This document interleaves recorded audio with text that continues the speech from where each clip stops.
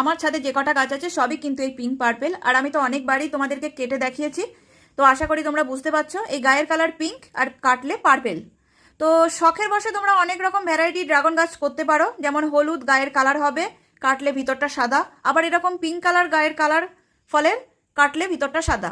এমনকি হাইব্রিড প্রজাতির অনেক ড্রাগন ফল এখন উঠেছে, সেগুলোও করতে পারো। তবে যদি টেস্টি ফল খেতে চাও তাহলে এই পিঙ্ক পার্পেল ভ্যারাইটিটাই তোমরা নিজেদের বাড়িতে লাগাও। এবার তোমাদের বলি ড্রাগন গাছের চারা রোপণ করার জন্য তোমরা কেমন ধরনের মাটি তৈরি করবে। ড্রাগন গাছের চারার জন্য তোমাদের বালিযুক্ত মাটি প্রয়োজন, কারণ বালিতে জল খুব একটা আটকে থাকে না, খুব দ্রুত সরে যায়, কারণ ড্রাগন গাছ কিন্তু খুব একটা জল পছন্দ করে না। তাই নর্মাল মাটি যেটা আমরা সবসময় পেয়ে থাকি সেই মাটির সঙ্গে ঠিক সমান পরিমাণে বালি মাটি মেশাতে হবে।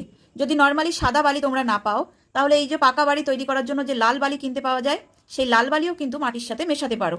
সমান পরিমাণে মিশিয়ে তার মধ্যে গোবর সার, বা যদি গোবর সার না পাও তাহলে ভার্মি কম্পোস্ট মিশিয়ে নর্মালি এইভাবে মাটি তৈরি করো। আমি কিন্তু এইভাবেই মাটি তৈরি করে আমি আমার গাছগুলো লাগিয়েছি। সব থেকে ভালো হয় আমি যে ফলের ক্যারেটগুলোতে গাছ লাগিয়েছি, এই ফলের ক্যারেটে গাছ লাগাও, তাহলে সব থেকে উপযুক্ত হবে।